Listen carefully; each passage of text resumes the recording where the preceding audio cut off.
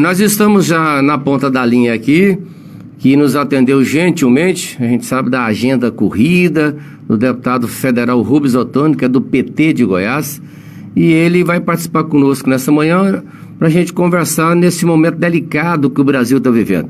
O Brasil é um país que eu tenho certeza que o deputado Rubens Ottoni, já de vários mandatos, já foi deputado estadual, hoje deputado federal, com a experiência larga em Brasília.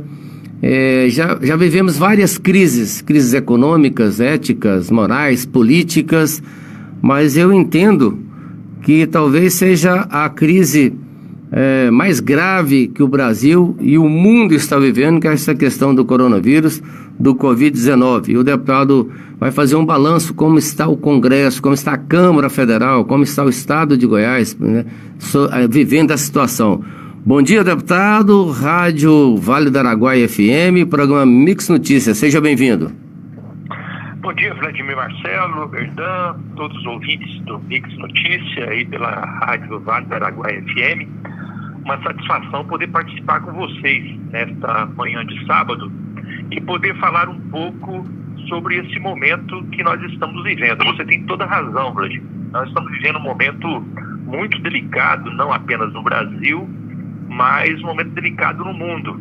Essa crise do coronavírus, ela vem, balança as estruturas, causa um impacto não apenas do ponto de vista da saúde, do ponto de vista sanitário, mas traz um elemento de crise econômica para todo mundo. E aqui no Brasil, evidentemente, não é diferente.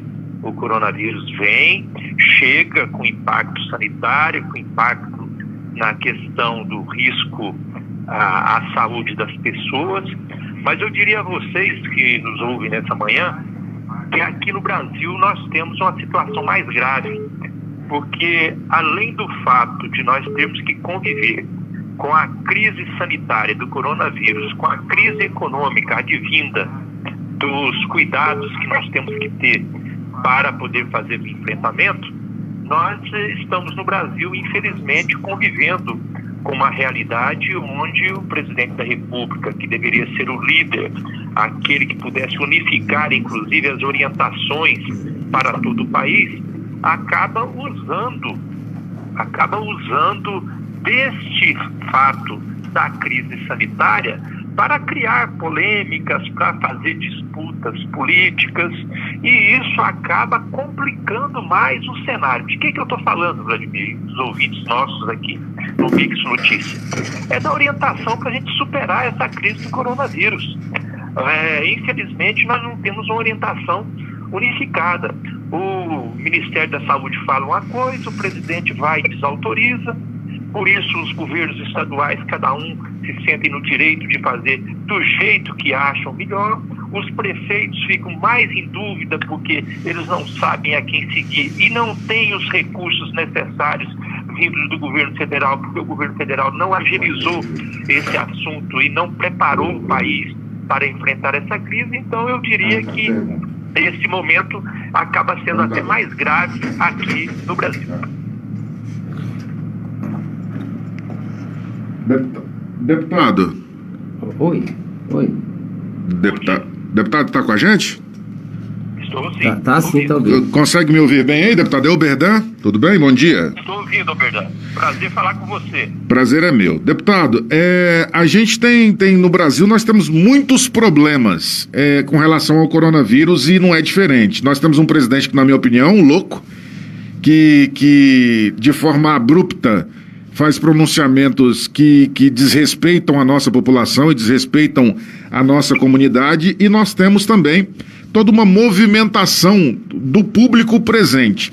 Nesses fatos que estão acontecendo agora, e é uma pergunta que todo mundo quer saber, afinal de contas nós estamos no ano eleitoral, todos querem saber, inclusive eu recebi a ligação agora do prefeito José Elias, que também faz esse questionamento. O que o senhor acredita com esse ano de 2020, com esse coronavírus, há possibilidade ainda de nós termos eleições municipais? Eu estou convencido, Berdan, que nós temos todas as condições de podermos cumprir normalmente o calendário eleitoral. É claro que nós vamos ter que nos adaptar, como nós estamos nos adaptando, falando à distância, fazendo os trabalhos de outra maneira, mas tem todas as condições de manter esse calendário. O próprio Tribunal Superior Eleitoral já manifestou sobre isso, dizendo que mantém o calendário, hoje mesmo vencendo os prazos de filiações, todo esse calendário está mantido e também as datas das eleições. É claro que nós vamos ter que analisar passo a passo, temos que ver como que desenrola, como que o governo dá respostas a essa crise do coronavírus, para que a gente possa voltar à normalidade o máximo possível. É claro que com certas adaptações, mas eu diria, e a orientação que eu tenho passado para todos os municípios, é que ninguém fique pensando que não vai ter eleição e não se prepare para as eleições, porque aí vai ficar mais decepcionado ainda. É preciso se preparar, porque o calendário está mantido, os prazos estão mantidos e a eleição deve acontecer. Deputado, o Brasil teria reserva nesse momento para jogar e investir nessa situação que nós estamos vivendo? Para mim, em 2009, na gripe suína, eu me lembro que o governo, em 2009, só com higienização sanitária em aeroportos, foram empregados mais de 100 milhões de reais no Brasil para higienizar de forma sanitária os aeroportos. Hoje é uma reserva, dá para acudir o trabalhador informal, dá para acudir empresas, a economia vai ficar tão arrebentada como o governo está dizendo que se ficar no isolamento social pode prejudicar muito? Olha, Vladimir, o que existe na realidade é um governo federal que não tem a sensibilidade e não conhece a realidade do povo na ponta. Nós estamos vivendo uma crise muito grave. Essa crise do coronavírus tem impacto na saúde e, evidentemente, tem impacto na economia. Mas o que o governo federal tem que fazer numa hora dessa? É aquilo que nós já estamos acostumados a ver as famílias fazerem quando acontece um problema dentro de casa. Quantas vezes você, Vladimir, o Berdão, os ouvintes aqui do Mix Notícias, já viram, às vezes até na sua própria família, ou com um amigo, com um vizinho, com um colega de trabalho, que às vezes a família está vivendo normal, de repente acontece uma doença na família. Acontece a doença na família, caso raro, a família se debruça sobre aquilo, às vezes tem uma poupança, tem uma reservazinha, vai lá, sacrifica, tira aquela poupança para acudir e atender aquele que está doente. Quantas vezes nós já vimos isso? A pessoa, às vezes uma família tem que vender um bem para poder atender a necessidade emergencial. Quantas vezes já vi pessoas falar assim, eu tenho que largar o emprego para cuidar do pai, cuidar da mãe ou cuidar de um filho. Tudo isso acontece porque é uma emergência. É o que o governo federal tem que fazer agora. Nós estamos vivendo uma emergência e o governo federal tem que fazer a sua parte, tem que acudir o povo, principalmente o povo mais necessitado, aquele que está desempregado, aquele que está no trabalho informal, aquele que perdeu a sua renda. E para isso, Vladimir, tem que lançar mão das suas reservas, e tem reserva, tem poupança. O Brasil tem bilhões e bilhões de poupança, de reserva, que eles não apenas podem ser usadas, mas precisam ser usadas, primeiro, para atender o povo, para salvar o povo dessa crise sanitária. Mas, acima de tudo, Vladimir, para ajudar a economia. Porque, na realidade, o pessoal fala o seguinte, o governo fala, mas não pode gastar porque vai complicar o ajuste fiscal e aí nós vamos ter problema financeiro. Não é verdade. Na medida que a gente acorde a população, coloque esse recurso, coloque esse investimento, a economia começa a girar também. A economia começa a dar sinais de vitalidade. E muito desse dinheiro que o governo pode ajudar no combate à crise sanitária e também na ajuda à economia, esse dinheiro vai voltar para o governo em forma de imposto. Porque ao passar, por exemplo, o exemplo que você deu, da renda básica emergencial que nós aprovamos aqui na Câmara Federal, aprovamos no Senado, uma renda de R$600 para cada pessoa que esteja no trabalho informal, para cada pessoa que esteja desempregada e podendo chegar a R$1.200 por família. É uma coisa irrisória para a pessoa na ponta, mas ajuda demais. Esse dinheiro que o governo vai liberar para essas pessoas, ele vai voltar para o governo em forma de imposto. Porque alguém tem dúvida que esse dinheiro vai ser gasto rapidamente no comércio da cidade? Vai ser gasto rapidamente. Então, esse dinheiro volta para o para o governo federal. Então é um equívoco que o governo federal está fazendo. Nós aprovamos aqui com urgência na Câmara e no Senado esse programa de renda básica emergencial para ele atender de imediato a população. Já faz mais de uma semana que nós aprovamos na Câmara, o dinheiro não foi liberado, estão falando que vão liberar depois do dia 16. É um absurdo, é uma falta de compromisso do povo, do governo com o povo, e de não estar entendendo realmente o que o governo tem que fazer num momento de dificuldade como esse. Muito bem, deputado. A Câmara Federal em Goiás, vamos aqui para Goiás. O senhor acha que Goiás está fazendo um enfrentamento de forma mais correta? Os casos em Goiás, a curva, que se dizem que vão começar agora, que o pico em Goiás chega agora, mas as medidas tomadas, inclusive pelo governo, Ronaldo Caiado, que eu sei que o senhor politicamente é de oposição, e com os parlamentares goianos, tanto federais como federal como estadual, estão no caminho correto no combate ao coronavírus? Olha, Vladimir, eu vejo que o momento agora não é momento de fazer oposição política apenas por ser contra, é momento de analisar aquilo que está sendo realizado. O governo federal está sendo criticado porque ele não segue nem a orientação do Ministério da Saúde, que é o ministério dele mesmo. O Ministério da Saúde fala uma coisa, o governo fala outra. E com isso, os estados, cada um se julga no direito de fazer do jeito que faz, acha que deve fazer. No estado de Goiás, a minha avaliação é que o governo do estado está muito mais próximo daquilo que é a realidade do controle e seguindo as orientações científicas, seguindo a orientação da Organização Mundial de Saúde, inclusive seguindo as orientações do próprio Ministério da Saúde. É isso que é importante. Nesse momento de crise, de crise sanitária do coronavírus, é fundamental o isolamento social, as pessoas ficarem em casa, porque ao ficar em casa, isso é uma segurança para ela e também cria as condições de segurança para as outras pessoas. O argumento do governo federal é que isso vai afetar a economia. Ora, não tem esse dilema entre ou ajuda, ou pensa na saúde, ou pensa na economia. O governo tem que pensar nas duas coisas. Tem que pensar na saúde, tem que pensar na economia. Na saúde, o governo tinha que ter pensado antes. Tinha que ter comprado testes suficientes para a população de risco, que não tem no nosso país. Tinha que ter comprado os equipamentos de proteção individual para os nossos profissionais da saúde, que não tem do jeito que precisa. Em Goiás também está faltando esses equipamentos de proteção individual. O governo não montou os leitos necessários para se preparar para o que vem pela frente. Em Goiás nós temos uma demanda de leitos, vai ter muita dificuldade para atender isso.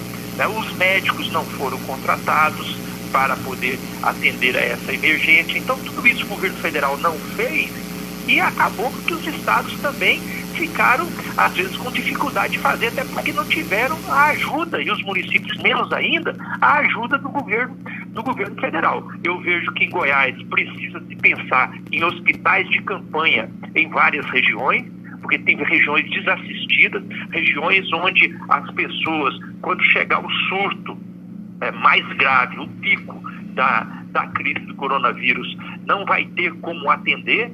A maioria das cidades de Goiás não tem, mais da metade dos municípios de Goiás não tem 10 respiradores mecânicos, alguns não tem nenhum.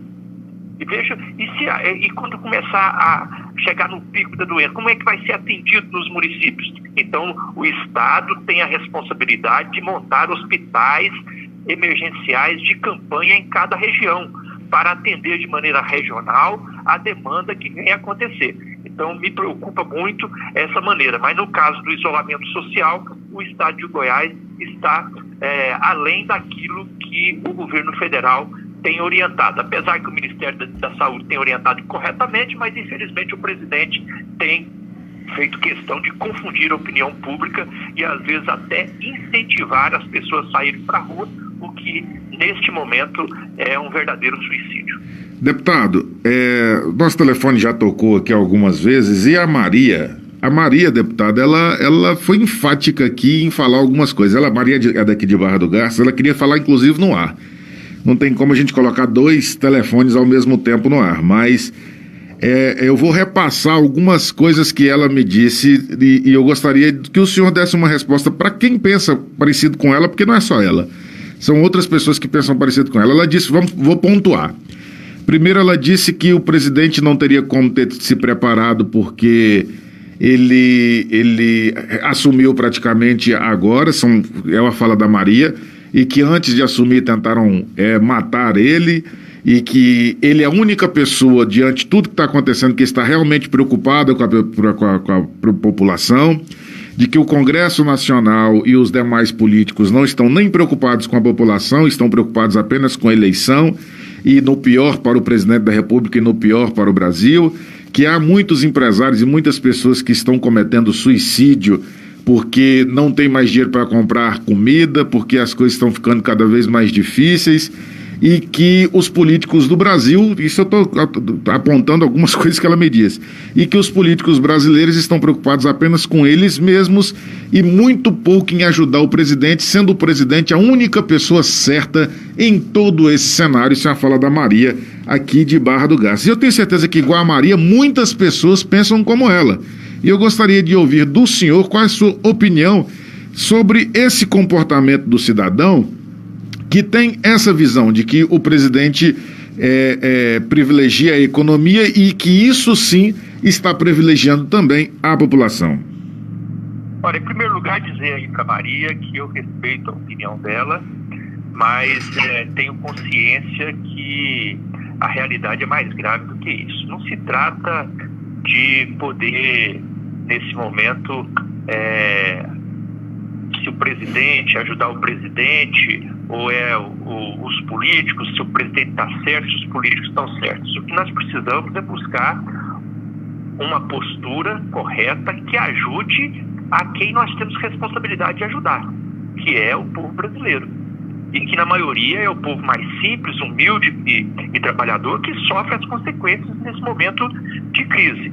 Por que, Maria, que eu disse que não fez aquilo que precisaria ter feito? O Brasil poderia ter se preparado, poderia sim ter feito a lição de casa. Por quê? É verdade, o governo ele está há 1 ano e pouco no governo, mas o Brasil foi privilegiado de saber que o coronavírus chegou aqui depois da experiência da China e da experiência da Europa. Então nós não fomos pegos de surpresa, nós sabíamos o que ia acontecer, e sabendo o que estava acontecendo na China e o que estava acontecendo na Europa, o que precisava ter sido feito de imediato?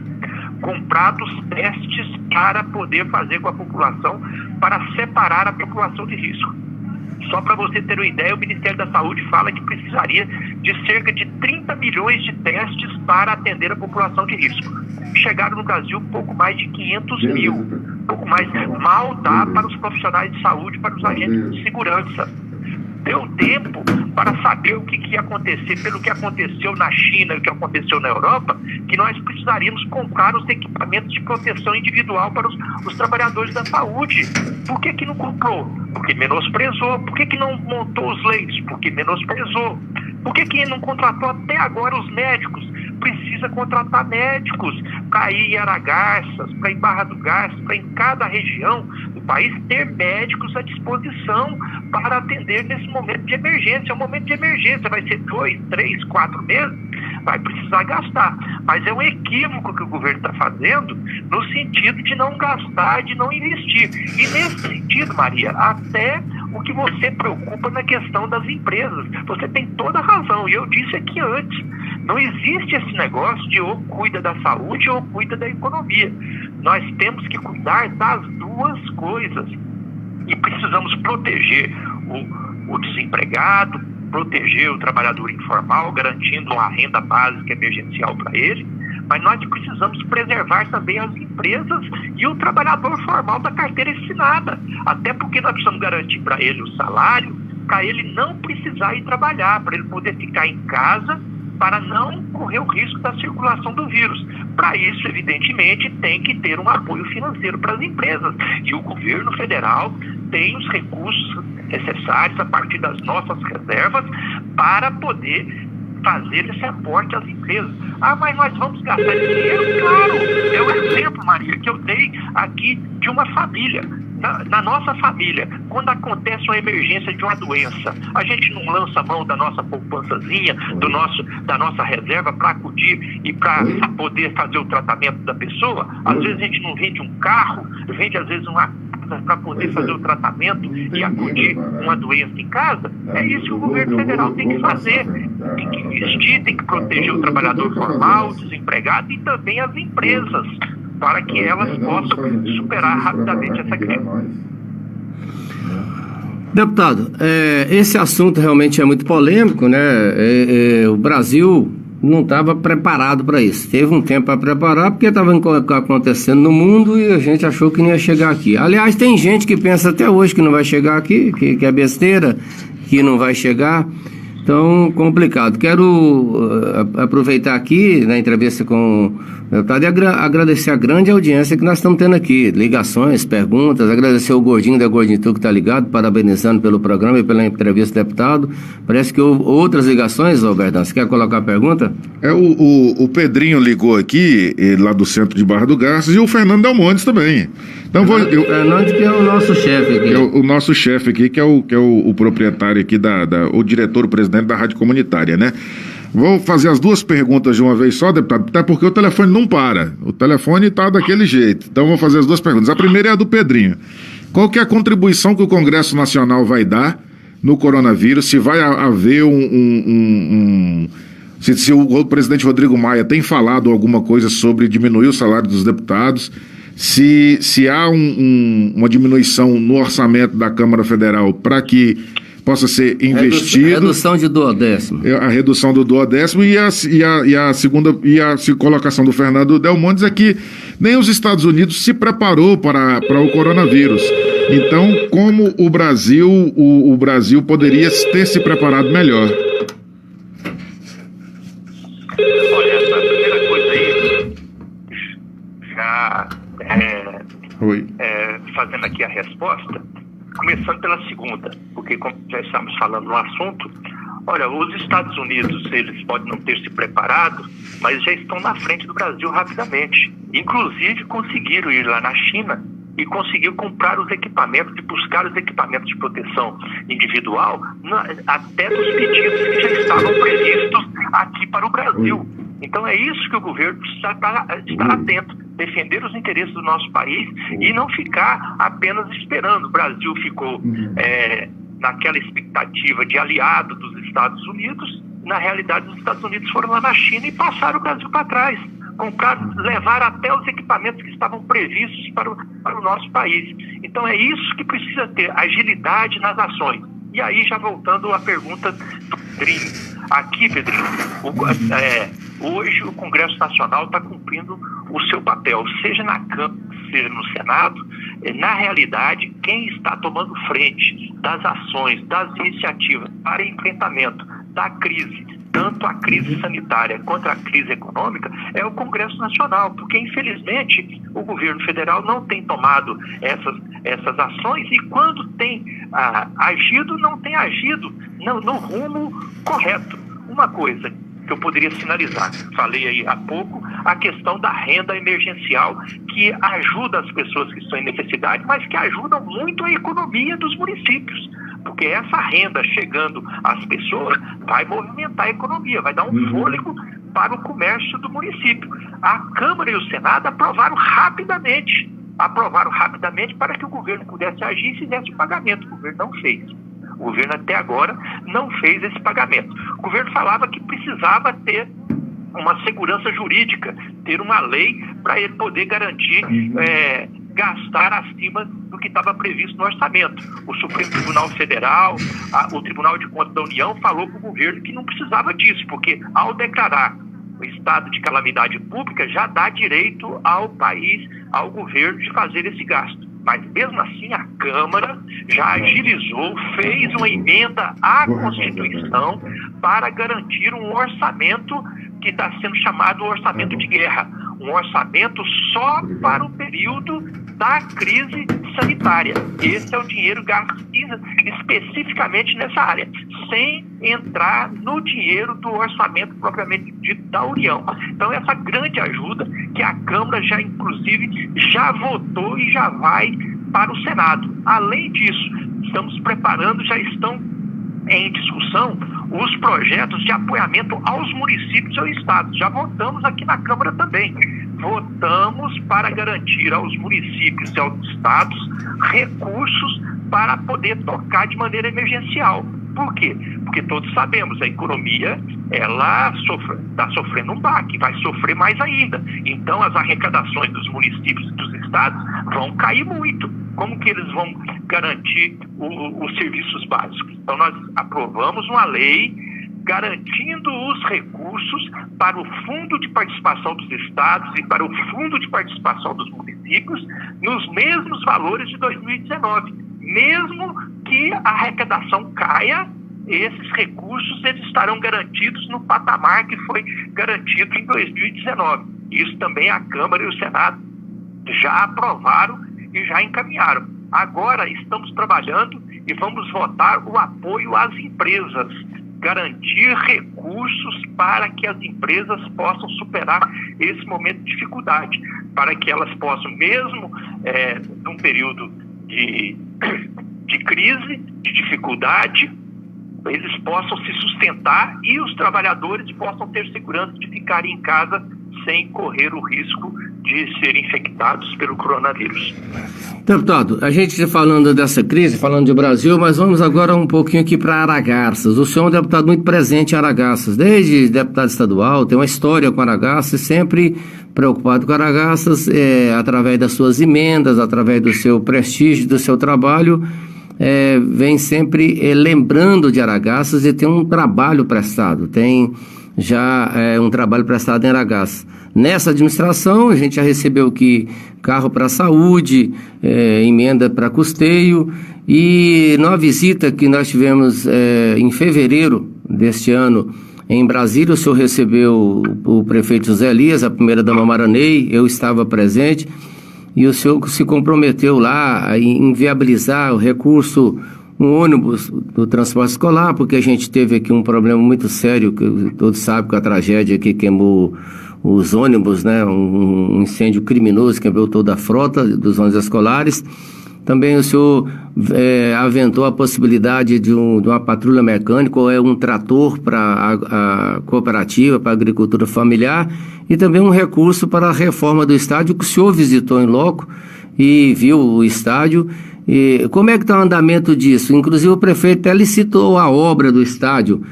O senhor tem, como sempre, buscado isso, está viabilizando isso, vai viabilizar isso para Aragarças?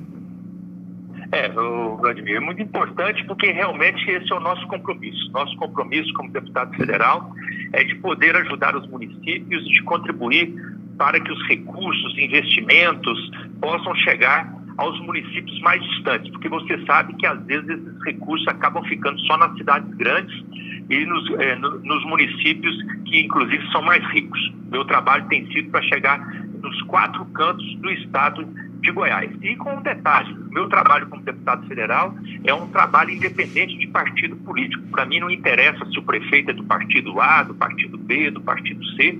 O meu compromisso é de poder ajudar as pessoas, ajudar a comunidade. E eu tenho uma história e tenho um carinho especial com a cidade de Aragarças e por isso mesmo tenho me preocupado de todos os anos, independente de quem seja o prefeito, independente do prefeito ser do meu lado ou não, de me apoiar ou não, eu ajudo o município de Aragarças.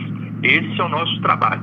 E é verdade, nós temos recursos já disponibilizados, muitas obras que aconteceram, principalmente na época do prefeito Marcão, que fez uma administração excelente, teve uma sintonia com o nosso mandato, mas como eu disse, nas outras administrações, porque às vezes as pessoas falavam, mas era porque é a administração do PT, agora não é a administração do PT, o deputado não vai ajudar. Continuei ajudando o município.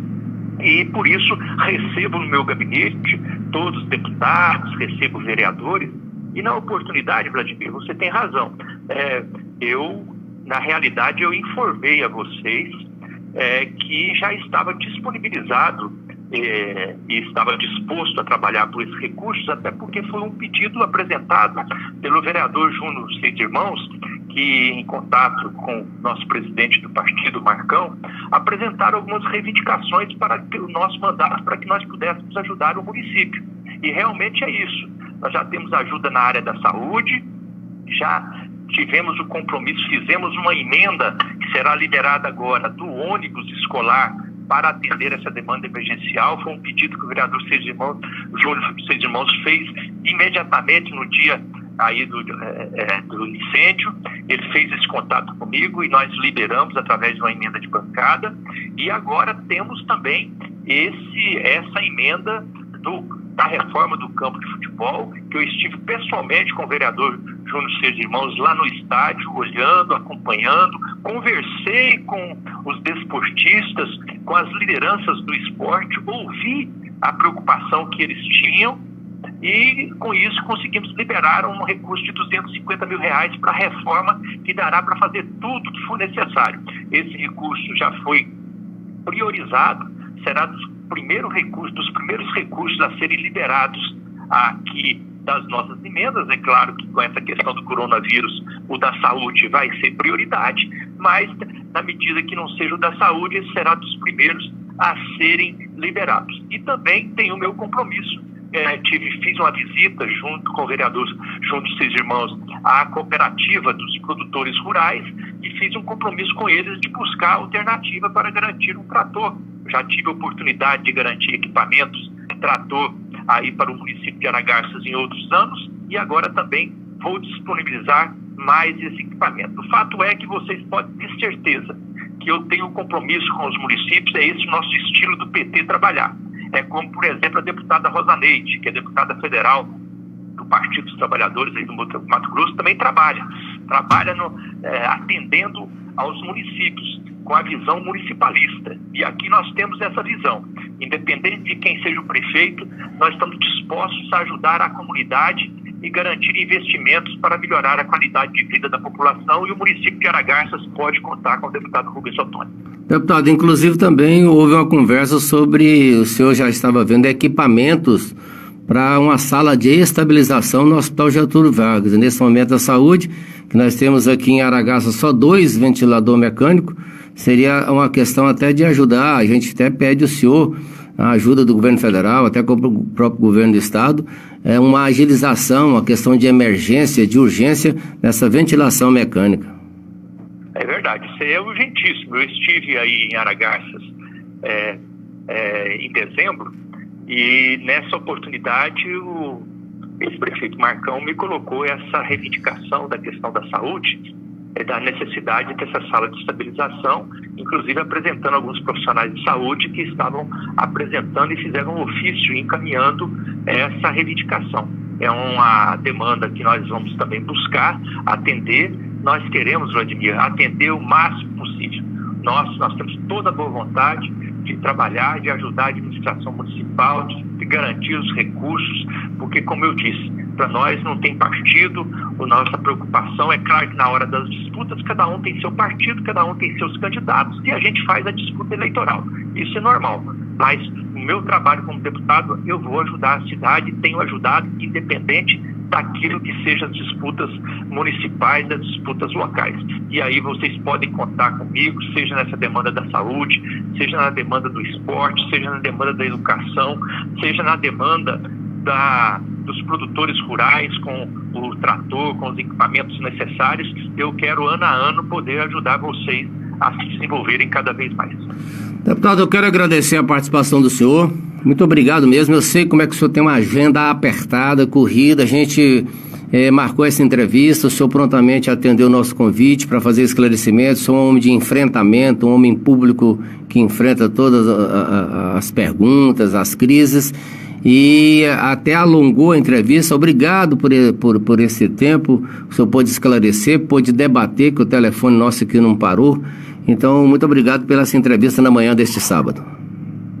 Eu que quero agradecer a oportunidade. Nós estamos aqui em Brasília, claro, nos cuidando do isolamento social, mas fazendo um trabalho intenso nos bastidores e através da sessão remota. A Câmara aqui está funcionando todos os dias. todos os dias, trabalhando na elaboração de projetos, na articulação de unificação de projetos, de votação. Essa noite, por exemplo, nós terminamos depois da meia-noite. Segunda-feira já previsto novas sessões, estamos fazendo tudo de maneira virtual, de maneira remota, mas estamos trabalhando muito, porque o momento exige isso de nós. Conte conosco aqui, um grande abraço a vocês, parabéns pelo excelente trabalho de jornalismo. Muito bem, conversamos com o deputado federal Rubens Ottoni, que é do PT de Goiás, que participou conosco nessa manhã. Conversamos sobre o Brasil, sobre Goiás, sobre a crise na saúde, sobre a crise na economia, e podemos esclarecer um pouco. E dizer que aqui a gente não tem cor, não tem partido. Hoje foi o deputado Rubens Ottoni do PT.